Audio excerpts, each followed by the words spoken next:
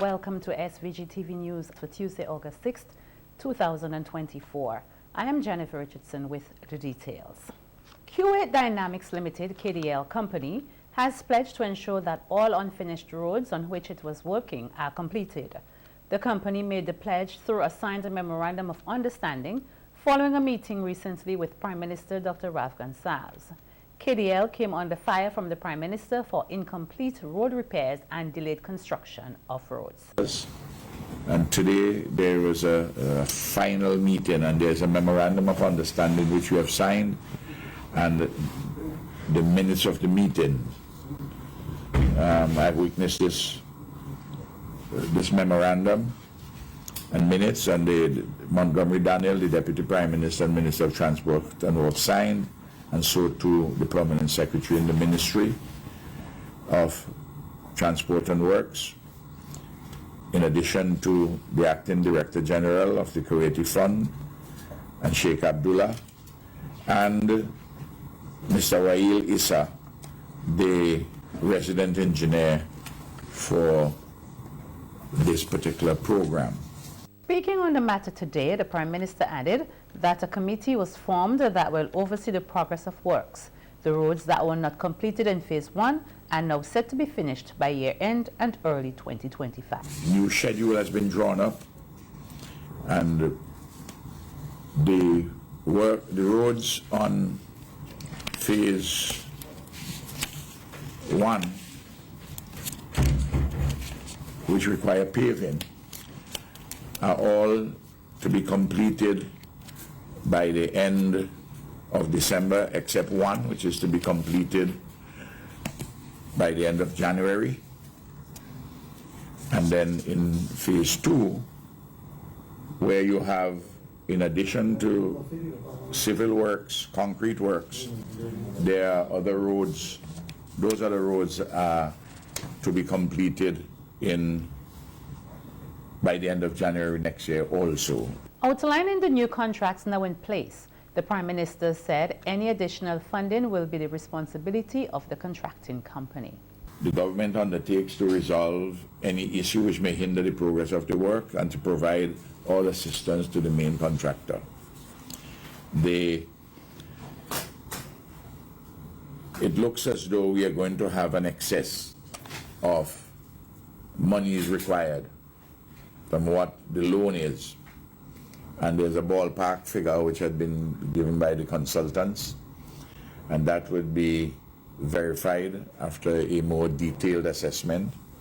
And the contractor has undertaken to ensure that whatever excess monies, those sums will be provided to complete the project, and the appropriate guarantees with a commercial bank would be made. Today's meeting came as a result of a letter sent by PM Gonsalves to Acting Director General of the Kuwait Fund, who is also a board member of the OPEC Fund for International Development. With the outbreak in dengue fever in St. Vincent and the Grenadines, Prime Minister Dr. Afghan Salves said on radio recently that measures have been put in place to minimize the spread of the vector-borne disease. The Prime Minister noted that there are no recorded deaths in the country. There's a dengue outbreak, and no one has died from dengue thus far, and hopefully that would remain. But what we have done, the environmental services, the state environmental services, focusing on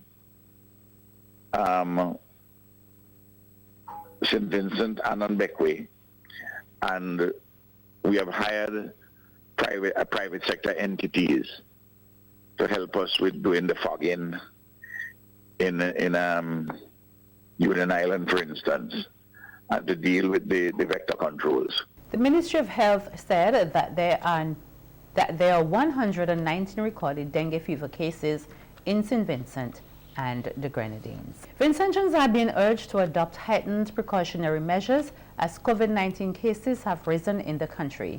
This call was made by Chief Health Promotion Officer Shanika John while speaking on NBC Radio today.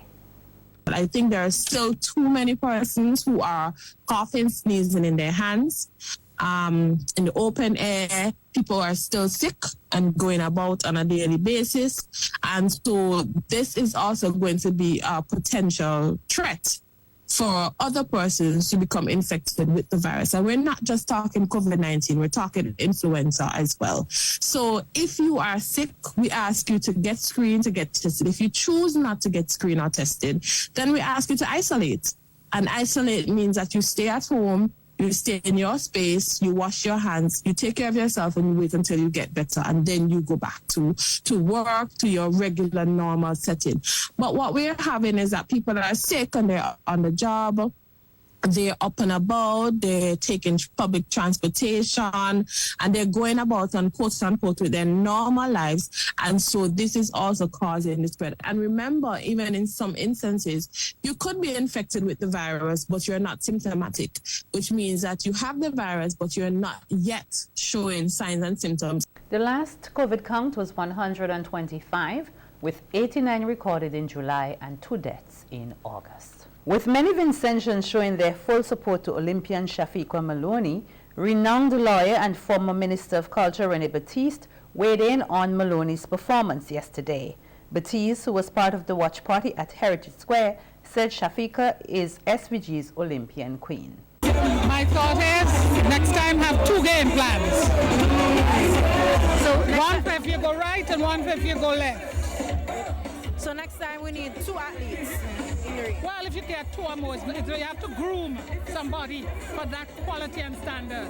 And we must remember, that is the Olympics, but she is our Olympic champion, okay? Because she has made it, she has worked very, very hard to be where she is, and to be number 4 in the world is not an easy task.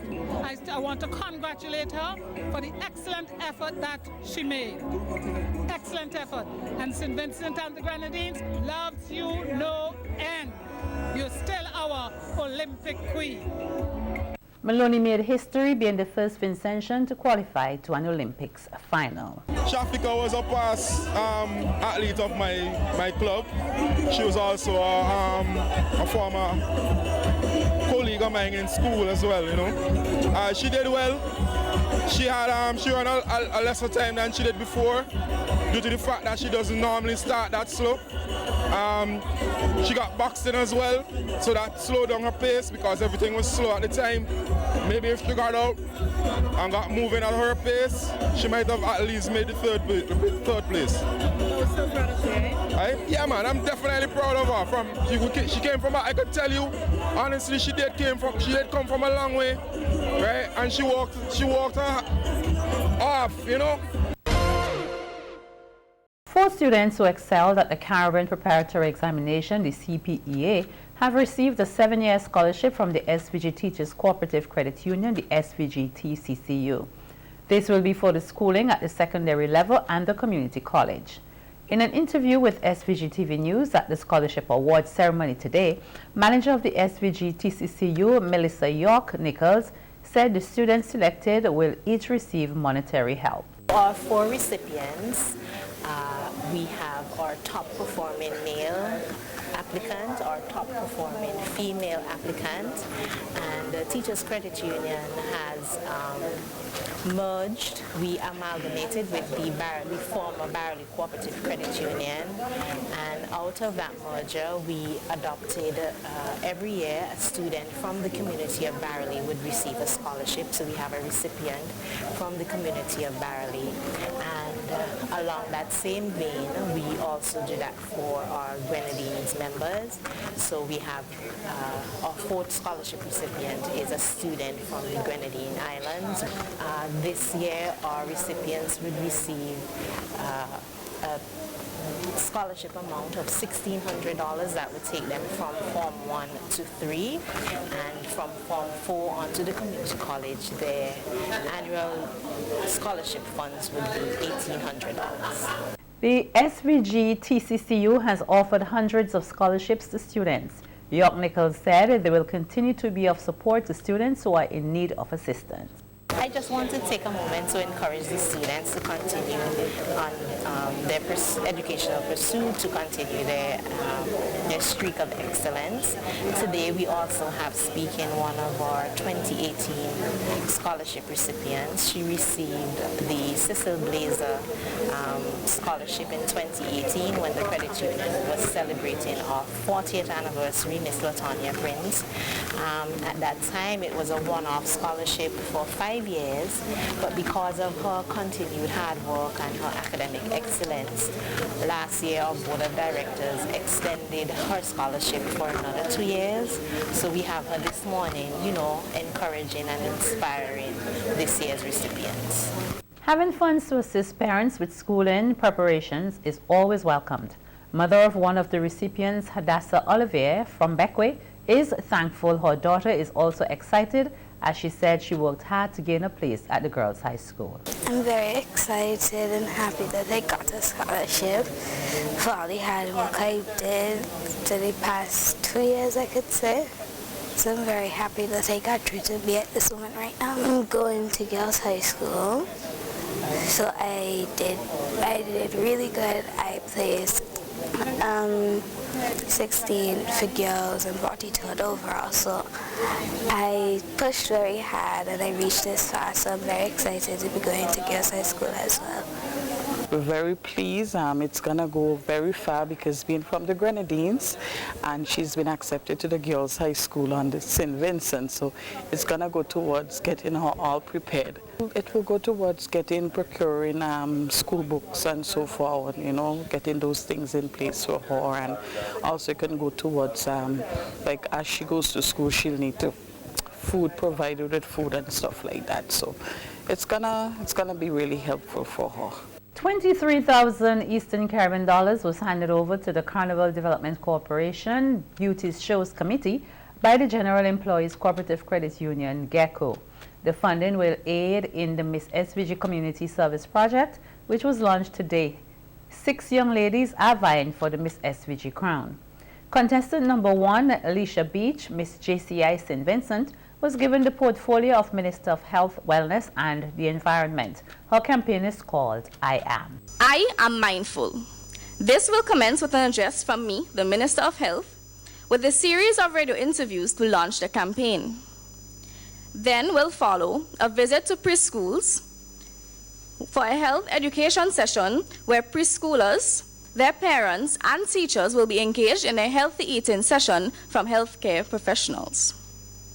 These children will also be engaged in a sip and paint activity. I Am Healthy, Part 1. This is a half-day camp for primary schoolers aged 6 to 11, focusing on healthy eating tailored to their age, setting the stage for conversations with health professionals. These children will also be engaged in a sip and paint activity with bookmarks and recyclable shopping bags. So the message of health and wellness travels beyond the school walls, but into the environment. Beach's I Am campaign project will start on Monday, August 19th and ends on Saturday, August 24th. We'll have more on the Miss SVG contestants in a subsequent newscast. In police news, police have arrested and charged Kayla Henry, a 36-year-old Mason of Mesopotamia, with the offense of predial larceny. According to police investigations, the accused allegedly had in his possession agricultural livestock and produce, specifically 1 black bull cattle valued at 5,000 EC dollars, the property of a 55-year-old butcher of Arnesvale, and at the time of obtaining same, he did not have a certificate of receipt. The offense was committed in Argyle between July 16, 2024 and July 20, 2024. Henry appeared before the Calico Magistrate Court on August 5, 2024, where he pleaded not guilty.